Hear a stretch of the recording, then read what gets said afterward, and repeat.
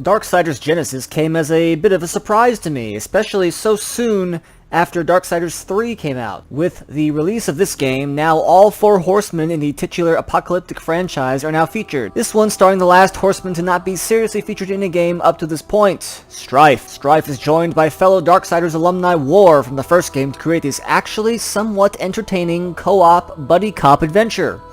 War is once again voiced by Liam O'Brien, who, as always, does a fantastic job as War. War plays the straight man to Strife, who is essentially a less crazy Deadpool, which I initially felt was trying a little too hard, but it all came together at the end. I didn't mind him at all. Slide it off. Wait, I'm not... like this? Yeah, just keep your giant paw right there. Just like that. Almost. Show yourself! You cannot hide the council's trust! War's ready to go. He's like... Damn it, War! You let go of them!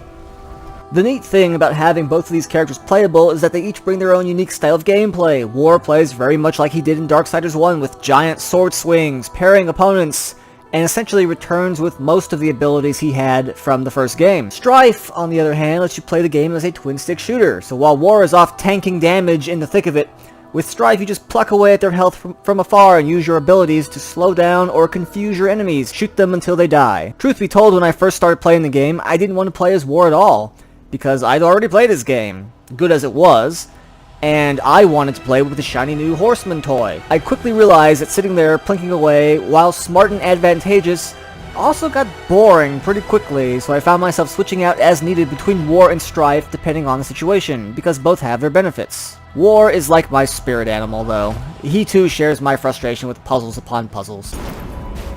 More glyphs. More infuriating puzzles. The leveling system in the game is actually a multi-tiered leveling system. So you've got your traditional health and wrath upgrades, where you increase your max pool by collecting the appropriate health wrath items throughout the game. And of course you can also visit Vulgrim and his new sidekick, who doesn't ever show up later for some reason, even though this is a prequel, to buy upgrades and new moves as well. But the main focus of this game's upgrade system is the creature core concept. Each enemy, to include bosses, drop a core, which you can equip.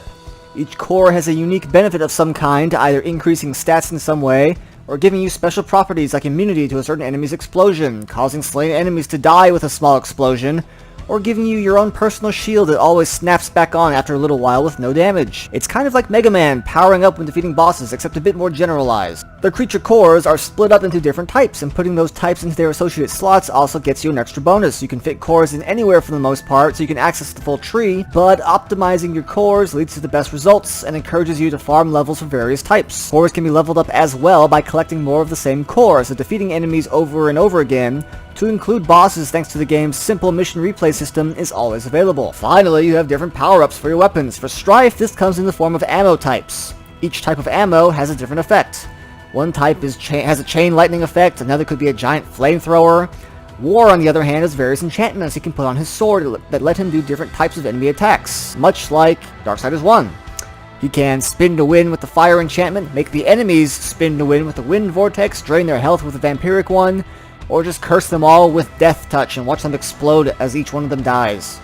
There's more ammo types, there's more enchantments, but that's the gist of it overall. As for the story, it starts off simple enough. War and Strife get told that Lucifer, the Lord of Hell, who despite being the Lord of Hell hasn't really made an appearance beyond saying a line or two, is plotting some shenanigans with Samael, everyone's favorite Darksiders Australian demon.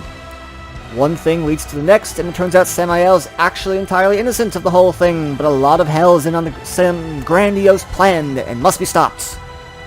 In that respect, the plot is used as an excuse to visit various locations and fight demonic bosses. But it does culminate in what is essentially the Darksiders' take on a particular creation tale, so that's neat, I suppose.